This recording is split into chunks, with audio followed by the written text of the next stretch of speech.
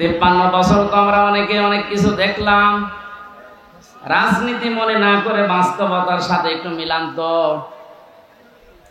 বাবা চালিয়েছিল দেশটা অনেক দিন, আমরা দেখেছি দুর্ভিক্ষ পর্যন্ত এসেছিল। আমি দেখি নাই, মুরব্বীরা দেখেছি। স্বামী চালিয়েছিল অনেকের, চালায়নি? এক কথা বলেন না। চাচাও চালিয়েছে 9 বছর, যেভাবেই হোক। ভাবি চালিয়েছিল, আরে 15 বছর তো বউ চালিয়েছে। সবারটাই দেখা শেষ। কাঙ্ক্ষিত মানের শান্তি কারে বলে? দেখা তো দূরের কথা, শুনতেও পেলাম না। এখন শুধু দেখতে বাকি আছে আল্লাহর এই কোরআন দিয়ে দেশ চললে কেমন দেখা যায়। শুধু ঠিক আর চিল্লানো না, এইটা দিয়ে বাংলাদেশ চলবে, এটা কারা চান দেখি?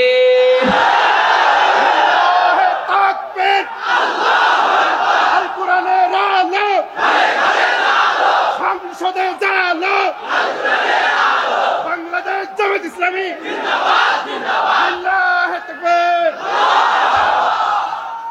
বৈষম্য বিরোধী ছাত্র আন্দোলন আপনি লিখে দিয়েছেন পোস্টারের উপরে, শহীদদের আত্মার মাগফিরাত কামনায় আয়োজন।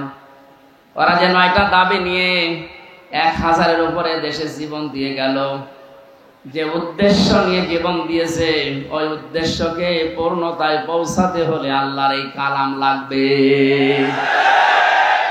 মান ক্বালা বিহি সাদাকা, যারা কোরআন দিয়ে কথা বলে, এরা সত্য কথা বলে। আমান হাকামা বিহি আদালা, কোরআন দিয়ে যারা বিচার করে, নবীজি বলেন এরাই ন্যায় বিচার কায়েম করতে পারে।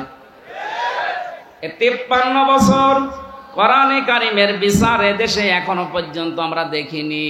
এই জন্য ন্যায় বিচার শুধু নামে শুনেছি, পাইনি। বিশেষ করে 16 বছরে কত মানুষ আমাদের সামনে এ বক্তব্য বহুবার দিয়েছে যে আমরা ন্যায় বিচার কায়েম করতে পেরেছি। এটা ডাহা মিথ্যা কথা। ন্যায় বিচার কায়েম করা সম্ভব তখন যখন কোরআনে কারিম এদেশের সংসদে চলবে। আর এটা তো চালাবে ধীরেন্দ্রনাথ দত্ত।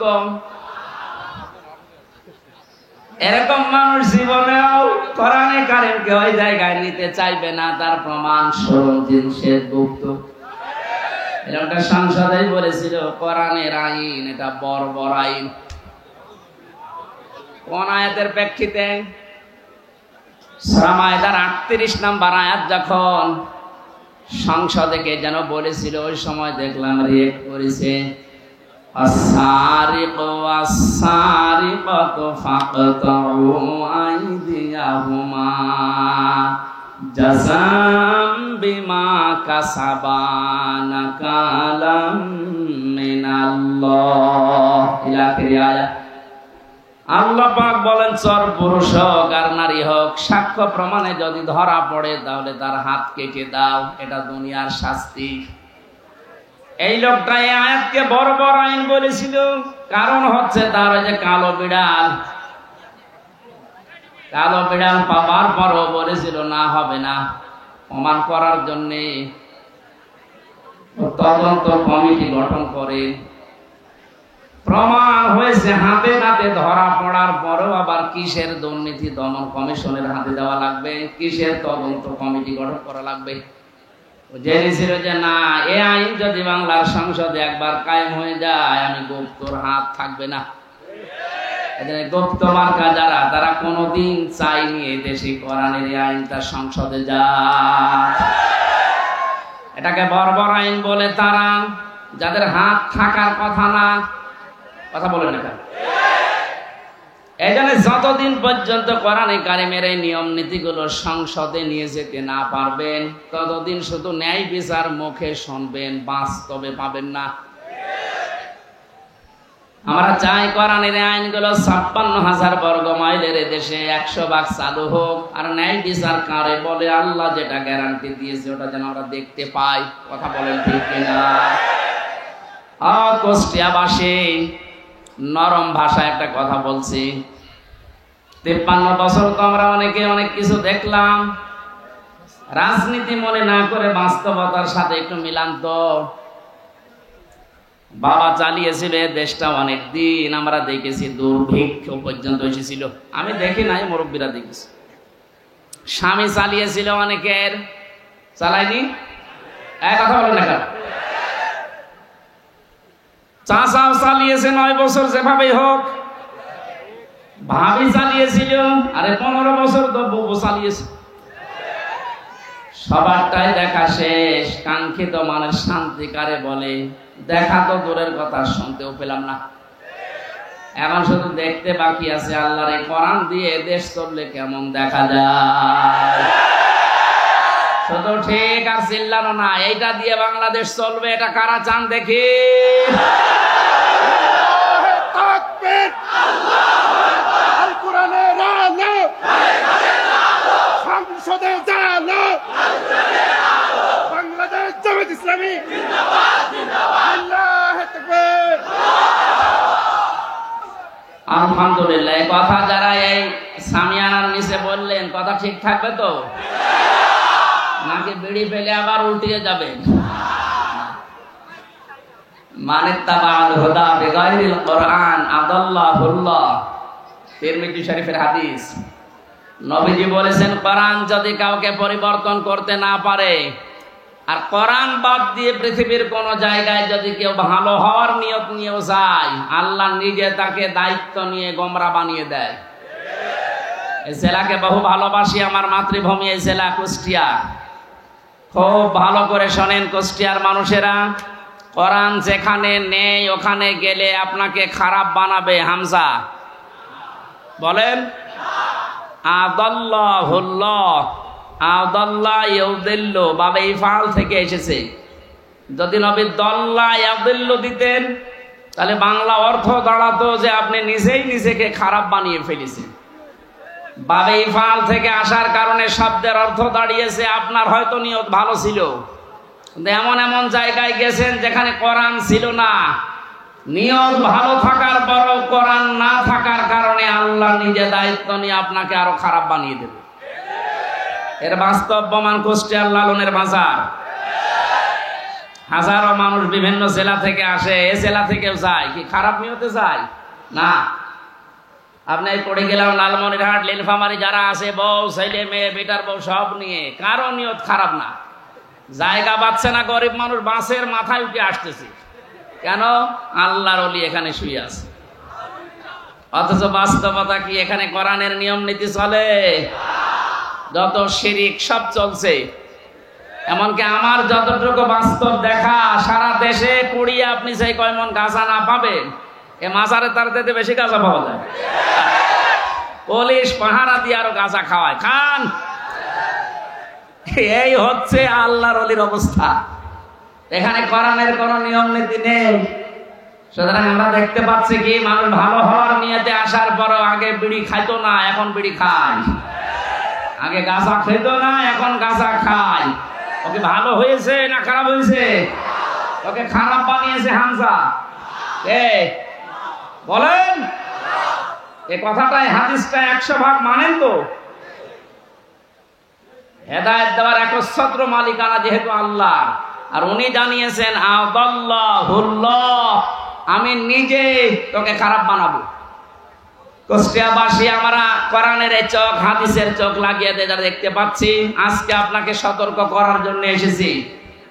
খুব ভালোভাবে খেয়াল করেন, কোরআন যেখানে নেই ওখানে গেলে আপনি নিজে খারাপ হবেন না, আপনাকে খারাপ বানানো হবে। আর এর কর্তা হবেন কে? বলেন। সুতরাং এটা বিশ্বাস যদি 100 ভাগ করে থাকেন, সিদ্ধান্ত নেওয়া যায় না যে কোরআন যেখানে নেই ওখানে আমি যাব না।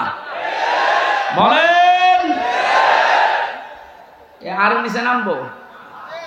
ঠিক আছে, নামলাম। তাহলে আজকে থেকে আর একটা সিদ্ধান্ত নিয়ে কোরআনের মাহফিল থেকে বিদায় নেওয়া লাগবে। এই বাংলাদেশে যত রাজনৈতিক দল আছে, যে দলে কোরআন নেই, কোরআনের কর্মসূচি নেই, ওই দলের প্রতিষ্ঠাতা আমার বাবা হলেও আমি ওখানে নেই। এটা ঠিক রাখবেন। কারা দেখি? লিল্লাহে তাকবীর। এই আন্দাজ হাত তুলবেন না। দেখেন তো, হাত তোলেনি কে? দেখেন তো।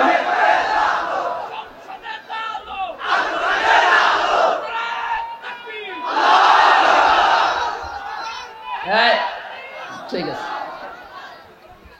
যাক ওয়াজ তো হয়ে গেছে, এবার মোনাজাত করে দিই। আর কি ওয়াজ করব? এর উপরে আর কোনো ওয়াজ আছে? এইটা যদি আমার মনে হয়, কালকে আমি চুয়াডাঙ্গা ছিলাম শহরের পাশে, ওদের মনে হয় এনএসআই রিপোর্ট দিয়েছে যে 5 লাখ মানুষ ছিল। এত মানুষ হয়েছে আমার জীবনে আমি অত মানুষ দেখি না এক জায়গায়। কালকে ওই জায়গায় যে হাত তুলেছে, আমার মনে হয় মানুষগুলো যদি আগামী সময়ে এই কথাটা ঠিক রাখে যে যেখানে কোরআন নেই সেখানে আমি নেই, তাহলে এই দেশে আমার মনে হয় কয়েকটা দল বাদ দিয়ে বাকিগুলো সব আউট হয়ে যাওয়ার কথা। এই 5 লাখ মানুষ কালকে হাত তুলেছে, এর ভেতরে অন্তত যদি 1.5 লাখও ঠিক রাখে, তাও তো ওই আসনটা অন্তত কোরআনের হাতে চলে যায়। 1.5 লাখও ঠিক রাখবে না, দেখবেন বিড়ি আর বাকি জিনিস পেয়ে সব আল্লাহ রাস্তায় চলে গেছে। আমরা কুষ্টিয়ার মানুষ, আমরা চুয়াডাঙ্গা না, আমার চরিত্র অত ঝামেলা নেই, আমরা ইনশাল্লাহ ঠিক রাখবো। বলেন যত জেলায় গেছে হাদিসটার ব্যাখ্যা যত জায়গায় করেছি, আমার মনে হয় মানুষগুলো যদি যারা হাত তোলে শুধু এরাও যদি ঠিক রাখতো, তো বাংলাদেশে সেই আমার সেই 11 সালের পর থেকে যা শুরু হয়েছে আমার আলোচনা, ওই সময় দেশে ইসলাম কায়েম হয়ে যাওয়া। কোরআন নেই, আমি সেখানে নেই, তাহলে কোন দল টিকবে? আগে দেখবেন যে কোরআনের কর্মসূচি এই দলের ভেতরে আছে কিনা। অনেক দলের ভেতরে আমরা কোরআন দেখতে পাই, কিন্তু কোরআনের আয়াত পড়ে চলে যায় বাইপাস কাটিয়ে অন্যদিকে।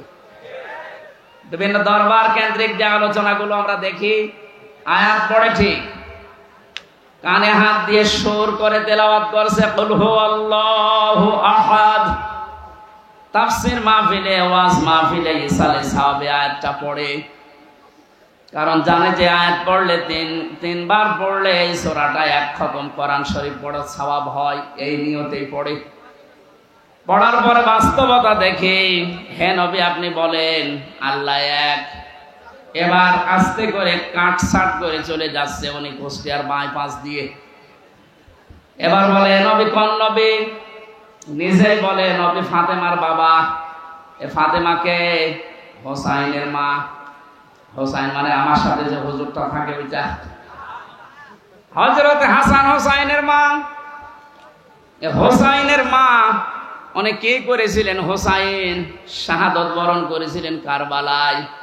এবার আপনাদেরকে আমি কারবালার ঘটনা শোনাবো, মাত্র 2 ঘন্টা। আয়াত পড়েছিল কি? কুল হুয়াল্লাহু আহাদ, আর তাফসীর হচ্ছে কারবালার। তাও তো কারবালার যে 27টা শিক্ষা আছে ওইগুলোও যদি সামনে নিয়ে আসে তাও তো মানায়। এমন এমন কথা হোসাইনের নামে চালিয়ে দেয়, হাসানের নামে, যেগুলো কোরআন হাদিসের বাস্তবতা ইতিহাসে কিচ্ছু নেই, ও ভণ্ডরা সব বানায়। আর আমরা গ্রাম্য মানুষ বিভিন্ন জায়গায় বসে বসে শুনি আর বলি যে হ্যাঁ ওয়াজ হচ্ছে, এই তো ওয়াজ হচ্ছে। এখানে কোরআনে কারীম কথা বলে ঠিক, কিন্তু কোরআন থেকে যে কথা আল্লাহ জানাতে চেয়েছেন কুল হুয়াল্লাহু আহাদ দিয়ে তার ওয়াহাদানিয়তের কথা, তার একাত্মবাদের কথা, এই কথাগুলোর যদি আহাদুন শব্দের, ইলাহুন শব্দের ব্যাখ্যা আমরা জনগণকে সঠিকভাবে শোনাতে পারতাম, এদেশের মানুষ আমার মনে হয় অনেকে পরিবর্তনের চেষ্টা। কালকে 2 জন যারা মুসলমান হয়েছে চুয়াডাঙ্গায়, অশিক্ষিত মানুষ না, 2 জনেই শিক্ষিত। ওখানে আমার শব্দের ব্যাখ্যা ছিল ইলাহ শব্দের সাইয়্যিদ আবুল আলা মওদুদী রাহমাতুল্লাহ আলাইহির, ওনার একটা লিখিত বইয়ের উপরে কালকে আলোচনা ছিল আমার। উনি ইলাহ শব্দের ব্যাখ্যা যেভাবে করেছিলেন, ওই শব্দের অর্থগুলো বাস্তবের সাথে যখন মিলিয়েছি, বলে একটা হিন্দু, তার কট্টর হিন্দু, খুব যত্ন সহকারে পূজা করে। আমাদের মুসলিমদের ভেতরে প্র্যাকটিসিং মুসলিম যেমন খুব বেশি অ্যাক্টিভ ভাবে যারা ইসলাম মানে, এইরকম লোক একটা। কথা শেষ করার পরে আমি জিজ্ঞাসা করেছিলাম যে কি আপনি মুসলমান হয়ে গেলেন কেন? আপনি যেভাবে বুঝিয়েছেন আমি এতদিন পর্যন্ত ভাবি নাই, কারণ আমরা এইভাবে পড়াশোনা করার সুযোগ পাই নাই। আমাদের যে ধর্ম, ওই ধর্মে আমাদের কিতাবগুলো আমাদের পণ্ডিতরা ছাড়া, ধর্মের গুরু ছাড়া আমাদের পড়তে দেয় না।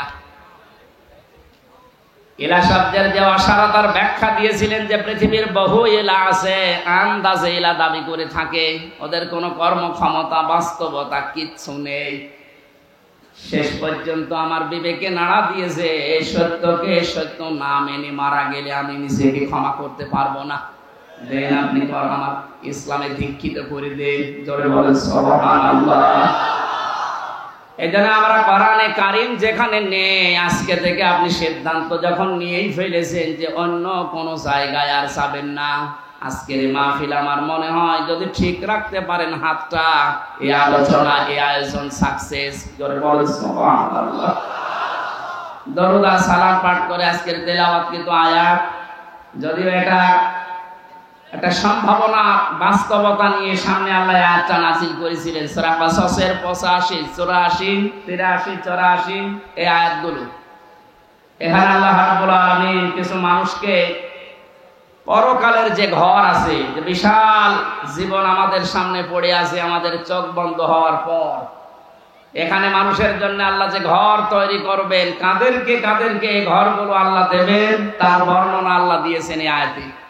আমরা যেহেতু শুধু দুনিয়াদার না, আমাদের সামনে আরেকটা জগৎ আছে, এটা আমাদের বিশ্বাসে আছে না নেই?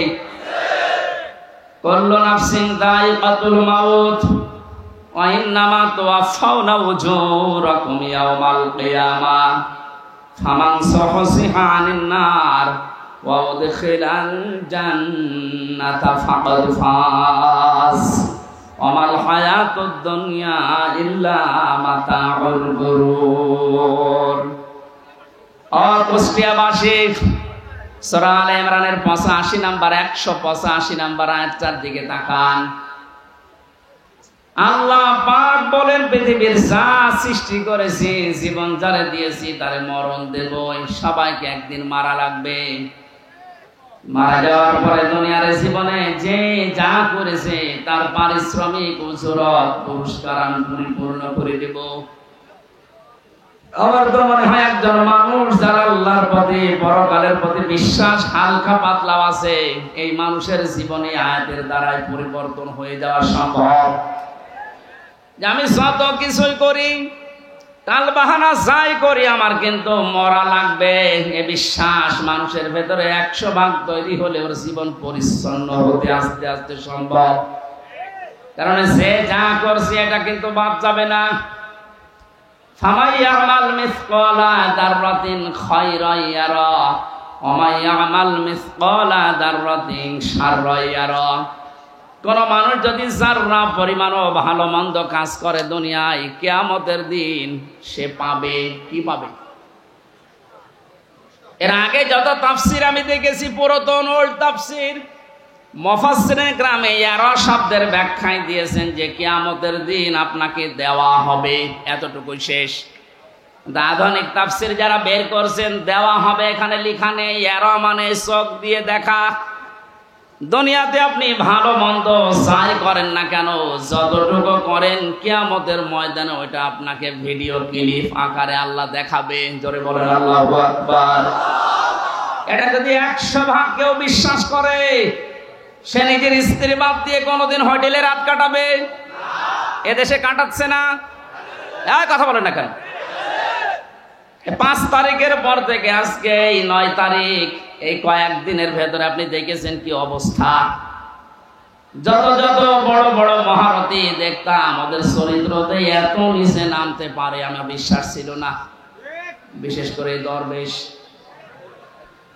তাহলে এত নিচে নামবে, অন্যের বউ ভাঙিয়ে উল্টা পাল্টা কাজ চালিয়ে যাচ্ছে। দাড়ি কেটে নম হয়ে গেছে, তাহলে বোঝা যাচ্ছে ওরা দাড়ি এটা আসল দাড়ি না, জনগণকে ধোঁকা দিয়ে বোকা বানিয়ে টাকা পয়সা আত্মসাৎ করার দাড়ি এটা। অনেকে বিভিন্ন এরকম মেকি কাজ করে আমি দেখেছি। কুষ্টিয়ানা হালসায় যেন ওই যে 12 সাল 11 সালের দিকে এক দোকানে তেল নিচ্ছে এক লোক, দেখলাম বারবার তেলে মাপে কম দেয়। ঘুরে এসে ওরা বললাম, চাচা আপনি একটা কাজ করলেন কেন? আপনি বারবার তেল মেপে দেন, ওই লোকটা তো বসে নাই, একটু আলাপ হলা, তা আপনি এসে তো টের পান যে কি করলেন। কিছুক্ষণ আগে নামাজ পড়ে আসলেন, টুপি এখন আপনার মাথায় আছে, আর আপনি বারবার ওজনে কম দিচ্ছেন। নামাজ পড়ার এই হাল। পকেট থেকে একটা সাদা টুপি বের করে বলছে বেশি বজন, এটা আমার তেল বেচা টুপি আর এটা নামাজ পড়া টুপি। আমার মনে হয় দোকানদার যা করেছিল এই 15 বছর পরে দরবেশ ঠিক এইটাই করেছে। বৃষ্টি হচ্ছে নাকি?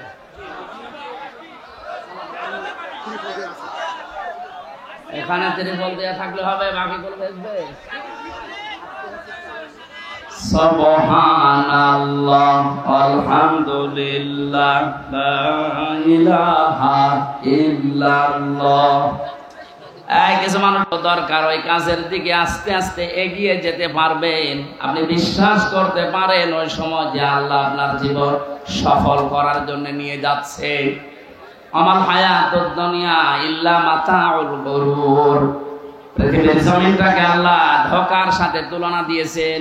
এ পৃথিবীর যত মহামহব্বত, যত ভালোবাসা, আদরের জিনিস হোক, আল্লাহর ভাষায় সবগুলো ধোঁকা। এজন্য যারা ধোঁকা দিতে পারে বা দিচ্ছে, এদের থেকে আমাদেরকে সতর্ক থাকা লাগবে। আল্লাহ আমাকে সব প্রত্যেককে আজটাকে বাস্তবে সেট করার তৌফিক দিন, বলেন আমিন। কিন্তু বিশাল জগৎ একটা সামনে, ওই জগৎ সম্পর্কে আল্লাহ একটু তুলনা দিয়েছেন। তিলকাদ দারুল আখিরাতু নাজআলুহা লিল্লাযিনা লা ইউরিদুনা উলুওয়ান ফিল আরদি ওয়ালা ফাসাদা। আখিরাতের যে বিশাল জীবন তাদের সামনে পড়ে আছে, আমি আল্লাহ ওই জীবনে ঘর তৈরি করি তাদের জন্য। নাজআলুহা লিল্লাযিনা লা ইউরিদুনা উলুওয়া, দুনিয়া যারা উলু প্রকাশ করে না। উলু মানে, উলু শব্দের শাব্দিক অর্থ হচ্ছে কি? হনরে, হনুমান হয়ে গেছে। যেটা বাস্তবতায় 16 বছর আমরা দেখেছি। অনেকের পা মাটিতে পড়তো না, কি হনরে, এক কথা বলে না। সুতরাং এই উলু যারা প্রকাশ করেছিলেন এতদিন, তাদের জীবন শেষ, তার দুনিয়াও শেষ, আখিরাতও শেষ। দুনিয়া শেষ হয়েছে, তার বাস্তব প্রমাণ এই কয়েকদিনে দেখতে পাচ্ছেন না। কত নিচে নামাবে আল্লাহ, এত অপমান করে মানুষকে। সুতরাং আমরা যারা এখন আছি, আজ থেকে শিক্ষা নেব, দুনিয়ার কোন জায়গায় যেন আমরা অহংকার প্রকাশ না করি। সে যে বিষয় হোক, সে বংশের অহংকার, পোশাকের অহংকার, এলেমের অহংকার, রাজনীতির অহংকার, পৃথিবীর জীবনে যত দিক আর বিভাগ আছে, কোন জায়গায় যেন অহংকার প্রকাশ না করি। এটা মানা যাবে তো ইনশাআল্লাহ। যারা করেছিল তাদের সব আল্লাহ শেষ করে দিয়েছে। আখিরাতের ঘর তাদের জন্য নেই। সামনে যদি এরকম কেউ আসে, তারা যেন এটা থেকে শিক্ষা নেয়। জমিনে যারা অহংকার করে, উলু করে, মানুষগুলোকে আল্লাহ আখিরাতের ঘর থেকে বঞ্চিত করে দেয়, বলেন নাউজুবিল্লাহ। যারা করেছিল তাদের থেকে যদি আপনি এখান থেকে শিক্ষা নিতে না পারেন, আপনাকে শয়তান কিন্তু পেঁচিয়ে ধরবে, জড়িয়ে ধরবে, অ্যাক্টিভ ভাবে আবার নিয়ে আসার চেষ্টা চালাবে। উচিত হচ্ছে আমরা দুনিয়াতে যাই কয়দিন আছি, আমরা উলু প্রকাশ করব না ইনশাআল্লাহ।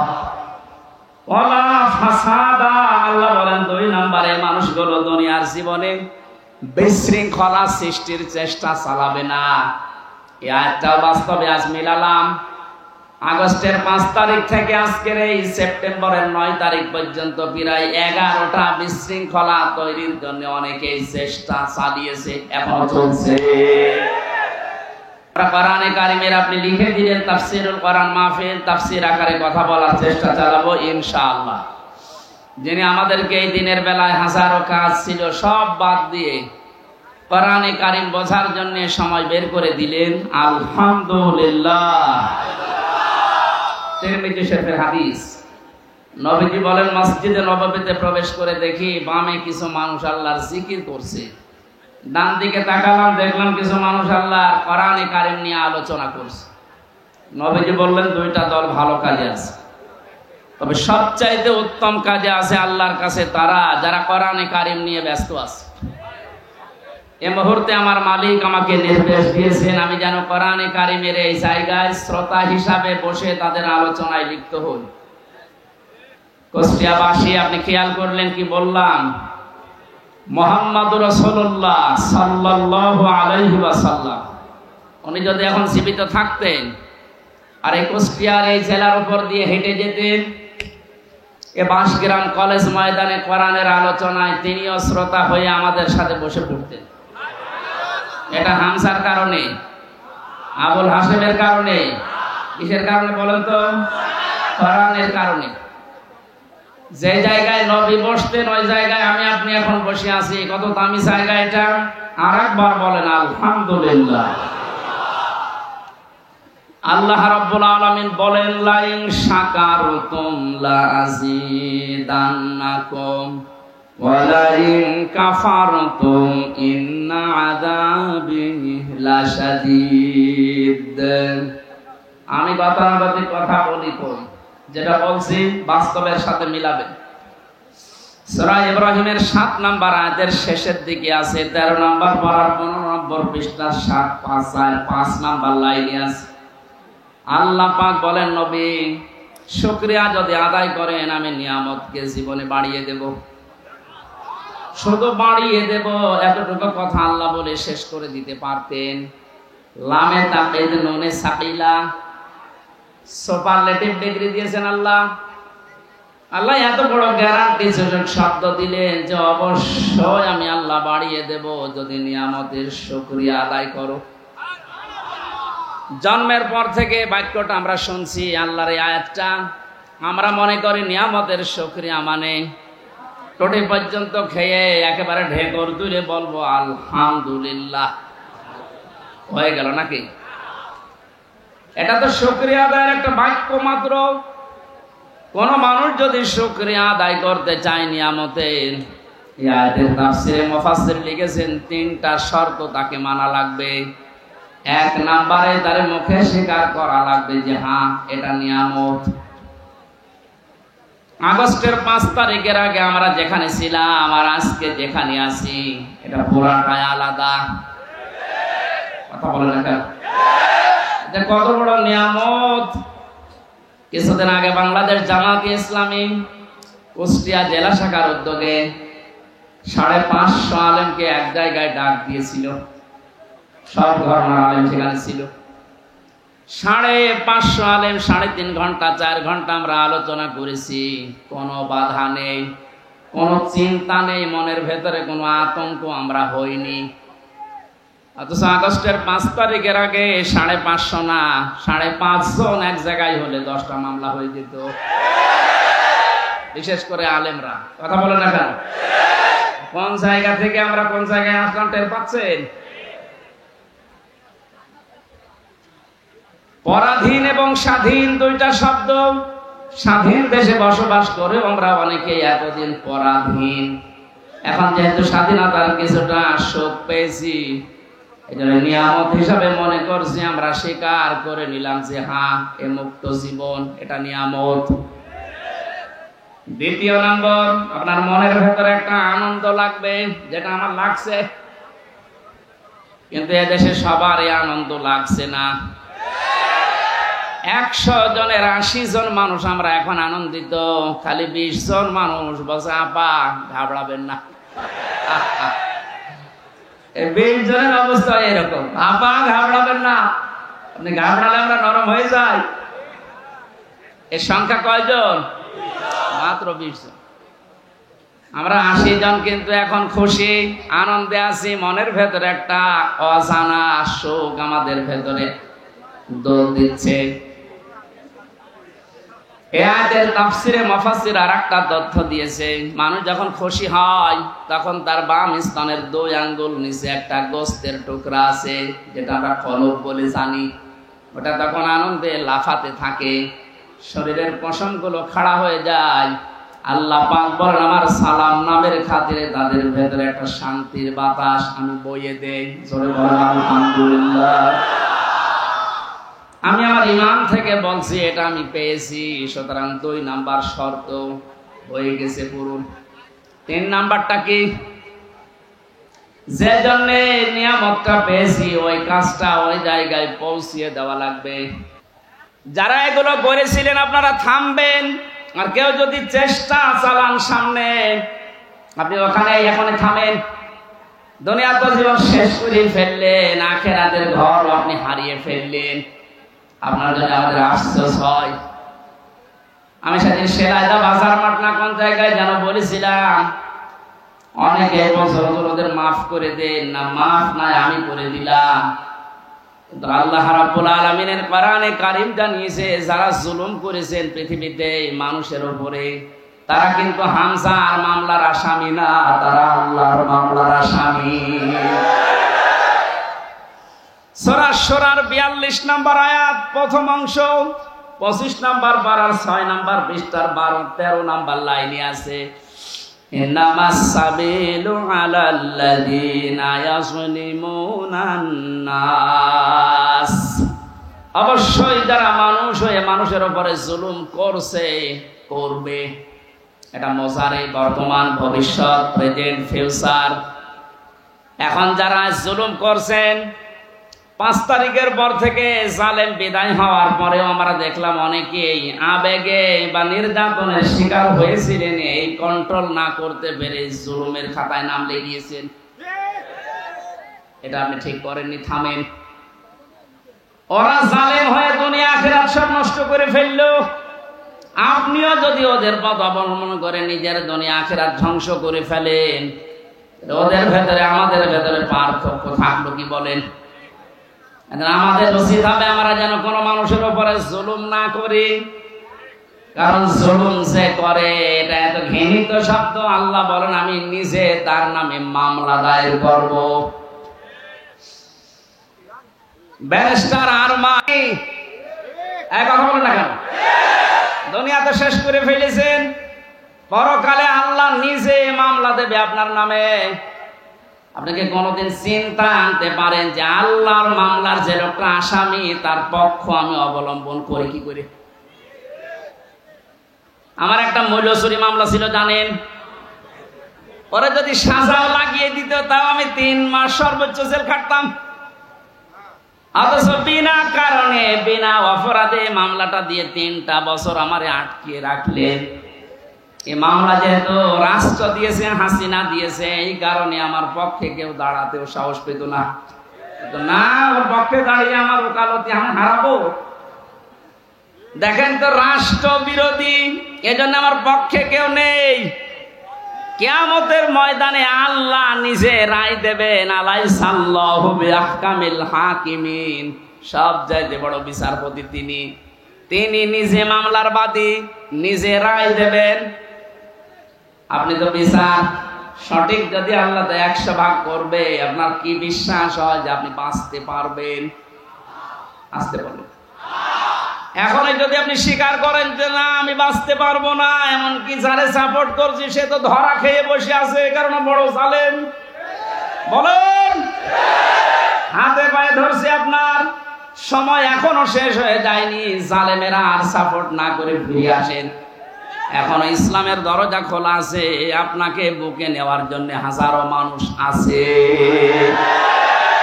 গতকালকের রিপোর্ট 2200 মানুষ এক জায়গায় দেখেছি, জালেমের সাপোর্ট বাদ দিয়ে ওরা ইসলাম অলরেডি কবুল করেছে। তাহলে ওরা এতদিন জানতো যে আমরা নামে মুসলমান, কামে মুসলমান ছিলাম না। আর হাদিসের ব্যাখ্যা যেহেতু জেনেছে জালেমের সাপোর্ট করলে সে নবীর উম্মত থাকে না, এই হিসাবে মনে করেছে আমি তো নবীর উম্মত ছিলাম না, এখন নতুন করে উম্মত হব। আপনাদেরকে এরা মিডিয়ার আকারে যাচ্ছে, সারা দেশে কালকে ছড়াবে। জালেমদের দোসরা ততদিন যারা ছিলেন, জুলুম অত্যাচারের সঙ্গে ছিলেন বিভিন্ন কায়দায়, আমার মামলার যে আয়ু থেকে শুরু করে একেবারে হাসিনা পর্যন্ত প্রত্যেকে জড়িত। কারণ বহু জায়গায় যাওয়ার পরে বলে না হাত বাঁধা। কয়েকদিন আগে আমার মামলা ঢিসমিস করে দিয়েছে আদালত। আমার মামলাটা দেখার পরে বলছে কি দেখে মামলা করব, কোনো মাল নেই। আমি আদালতে দাঁড়িয়েছিলাম, বলতে গেলাম যে মাননীয় আদালতে 3টা বছর আপনার কাছে তো মামলা ছিল, এতদিন তো আপনি বলেননি যে এর ভেতরে কোনো মাল ম্যাটারেস নেই, কি দেখে মামলা আজকে বলছেন? মানে আমার মনে হয় বলতো এই কথা যে কি করবো হুজুর, হাত বাতা ছিল, কথা বলছে না। আজ হাত খোলা পেয়েছি, এখন আর কোনো ভয় নেই, কোনো টান নেই, কোনো চিন্তাও নেই, জান খালাস। এখান থেকে আমি দুইটা বিষয় বের করেছি। আমাকে খালাস দিল মানে আমি নির্দোষ। কথা বলে না, আমার মোবাইলটাও ফেরত দিয়েছে 3 বছর পর। এটা তন্ন তন্ন করে খুঁজেছে, যে মামলা দিয়েছিল তার সাথে কিছু পাওয়া যায় কিনা দেখি। দ্বিতীয় নম্বরে আমার বাড়ি, গ্রামের বাড়ি হালসা পর্যন্ত সব খোঁজ খবর নিয়েছে। খোঁজ খবর নিয়ে ভালো হয়েছে, দেখছে 14 বংশ আওয়ামী লীগ করে, ওইটাই কিছু পাইনি। এখন যেহেতু হাত খোলা, আপনি এখন রায় দিয়ে জানিয়ে দিলেন দুনিয়ার মানুষকে যে হামজার কোনো দোষ নেই, বিনা কারণে 3 বছর জেলে ছিল। তাহলে এখন আমার বিচারটা নেন। আমাকে 3টা বছর বিনা কারণে যারা কষ্ট দিলেন জেলের ভেতরে, যারা এর সাথে জড়িত একবার উপর থেকে মামলার আয়ু পর্যন্ত, প্রত্যেকে আমি 3 বছর জেলে দেখতে চাই। তাও জেল মানে জেলা শহরের জেল না, হাই সিকিউরিটি জেল, যেটা কাশিমপুর কারাগারে ফাঁসির কন্টেম জেলের ভেতরে রেখে দেয়। আমি আপনাদের ওখানে রাখতে চাই 3 বছর, বেশি দিন চাচ্ছি না, 3 বছর থেকে দেখে। দ্বিতীয় নম্বরে আর একটা শিক্ষা বলি দেশের জন্য, এতদিন পর্যন্ত যারা মিথ্যা মামলা দিয়েছেন, সামনেও যারা দেওয়ার মতো অনেকে চিন্তা ভাবনা করছেন, এদেশে কোন মামলা দেওয়ার পরে যদি দেখা যায় যে 2 বছর 3 বছর 5 বছর 10 বছর পরে বেকসুর খালাস, তার মানে তার কোনো দোষ পায়নি আদালত। এরকম যদি কেউ নিরপরাধ খালাস পেয়ে যায়, যারা মামলা দিয়েছে, যারা সাক্ষী দিয়েছে, যারা এর সাথে জড়িত, প্রত্যেককে জরিমানা করা লাগবে। আমার কথার অর্থ বোঝেন? আপনি বিনা কারণে কাজ করবেন কোন কারণে? মামলার বাদী যেহেতু রাষ্ট্র ছিল, এজন্য কেউ আমার পক্ষেও দাঁড়ায় না, রায় তো দূরের কথা। আল্লাহ নিজে মামলার বাদী, নিজে রায় দেবেন, নিজে বিচারপতি। বলেন এবার আপনার অবস্থা কি হবে? আর আমি জেনে শুনে আপনার মতো এত বড় জালেমের পক্ষে যাব? আমার বিবেকের উপর কি কুকুরে পোশাক করিস? আশা করছি আপনি ফিরে আসবেন। জীবনে যতদিন বেঁচে আছেন কোন জালেমের পক্ষে থাকবেন না, এটা মানবেন তো? দুনিয়ায় যারা অহংকার করে, ক্ষমতার অহংকার হোক, সম্পদের অহংকার হোক, যে কোনো জিনিসের, তাদের জন্য জান্নাতে আল্লাহ ঘর বানাবেন, আমাদের আখিরাতের ঘর শেষ। ফাসাদা, যারা বিশৃঙ্খলা তৈরি করার জন্য এখনো বিভিন্ন ইস্যু তৈরি করছেন সামনে, বাস্তবে আমরা যেটা দেখতে পাচ্ছি, সংখ্যালঘু দিয়ে ওরা চেষ্টা চালিয়েছিল, পারে নাই, হালে পানি নেয়নি। কারণ বাংলাদেশ জামাত ইসলামীর শ্রদ্ধাভাজন আমির ডাক্তার শফিকুর রহমান ঘোষণা দিয়ে দিয়েছে, এদেশে সংখ্যালঘু সংখ্যাগুরু বলে কিছু নেই। বলেন 96% মুসলমান আমরা, তাতে কি হয়েছে? আমির হামজা আমার কাছে যেমন, ওই ননী গোপালও আমার কাছে ওই রকম, কোন পার্থক্য নাই দুইজনের। সুতরাং এই কু তৈরি করে ওরা যখন পারে নাই, তখন চালিয়েছিল প্রধান বিচারপতিকে দিয়ে একটা তোড়জোড় তৈরি করে এ দেশকে অস্থিতিশীল করার জন্য, কিন্তু পারে না। এরপরে লাগিয়েছে আনসার। কিসের আনসার? পুলিশ ছাড়া যদি 1 মাস 5 দিন চলতে পারে দেশ, আনসার ছাড়া চলবে একা। কোনো দরকার নেই, যারা দায়িত্বে আছেন বাহিনীকে বিলুপ্ত করে দিন। 42,000 লোক নিয়োগ হয়েছে বাহিনীতে কয় বছরে, তার 35,000 হচ্ছে গোপালগঞ্জ। আর এই 63 জেলার লোক, আমরা কি ঘাস কাটছি?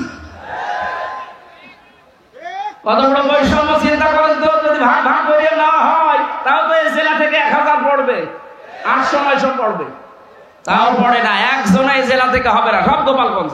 মনে হচ্ছে যত আল্লাহ বলি সব ওই জায়গায় জন্মেছে। এদেরকে যখন পারে নাই, তখন ডাক্তারদেরকে লাগিয়েছে। ডাক্তাররাও বলছে না, আমাদের দরকার নেই, আমাদের যা আছে ভালো আছে। এরপরে লাগিয়েছে, এখন সামনে শুনছি এই গার্মেন্টস কর্মীদের লাগাবে। আমার মনে হয় ওদের যা চরিত্র, এই 16 বছরে আমি দেখেছি, ওরা কিছুদিন পর গরন্ত ঘাটের এই মহিলাদের লাগাবে। সতর্ক আমরা আছি, ঘুমিয়ে নেই। আমিরা জামাত সেদিন কুষ্টিয়ায় এসে বলে না যে আমরা কিন্তু সতর্ক আছি, ঘুমিয়ে পড়ি না।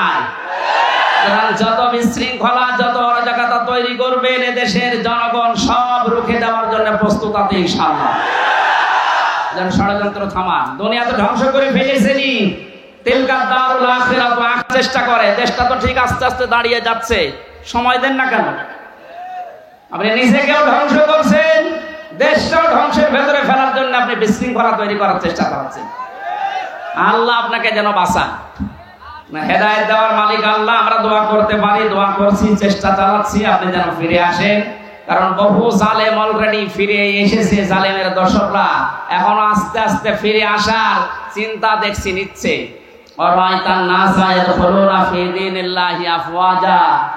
আল্লাহর সাহায্য যখন আসবে, বিজয় তখন আসবে। আমরা বিজয়ের প্রথম ধাপ দেখতে পাচ্ছি, দলে দলে পালে পালে মানুষ ইসলামে আসতেছে। জোরে বলেন আল্লাহু আকবার।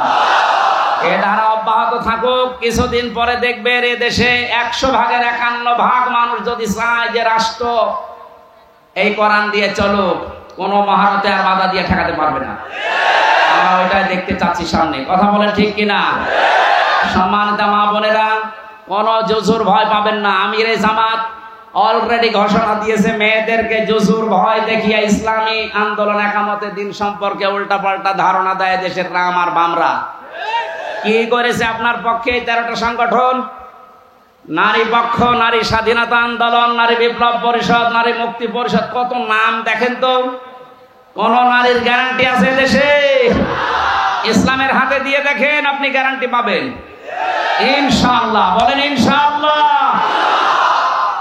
আল-আকিবাতুল লিল মুত্তাকিন, যারা তাকওয়া অবলম্বন করে চলবে, যেখানে যে জিনিস বসানো দরকার ওই জিনিস ওখানে বসাবে, এই মানুষগুলোর পরিণাম শুভ। আল্লাহ নিজে বলছেন আল-আকিবাতুল লিল মুত্তাকিন। এটা যেন আমরা চর্মচোখে এই শুভ পরিণাম দেখে মরতে পারি। আমি মাগরিবের পরে আলোচনা আছে যে ভেড়া মারা, এই জন্য শেষ করে দিচ্ছি। আল্লাহুম্মা আমিন। লা ইলাহা ইল্লা আনতা সুবহানাকা ইন্নী কুনতু মিনাস সালিমিন। রব্বুল আলামিন, আখিরাতের ঘর তুমি যাদের জন্য বানাবে ওই দলে আমাদেরকে থাকার তৌফিক দাও। যাদের জন্য আখিরাতের ঘর তুমি বানাবে না জানিয়েছো, এই দুইটি গুণ আমাদের থেকে তুমি বের করে নাও। কোন কাজে, কোন কর্মে হলো প্রকাশ না করে, অহংকার না করে, কোন বিশৃঙ্খল কাজে যেন আমরা যুক্ত না হই। যারা যুক্ত হচ্ছে আল্লাহ তুমি কুদরত দিয়ে তাদেরকে থামিয়ে দাও। আখিরাতে যাদের পরিণাম উত্তম তুমি ঘোষণা দিলে ওই দলে আমাদেরকে তুমি ফিরিয়ে দাও। মাহফিলের আয়োজনে যারা শ্রম দিয়েছে, আমার জাফর ভাই সহ যত মানুষ কোরআনের জন্য এত কষ্ট সহ্য করেছে, এদেরকে তুমি ওমরের মতো হেদায়েত দিয়ে দাও।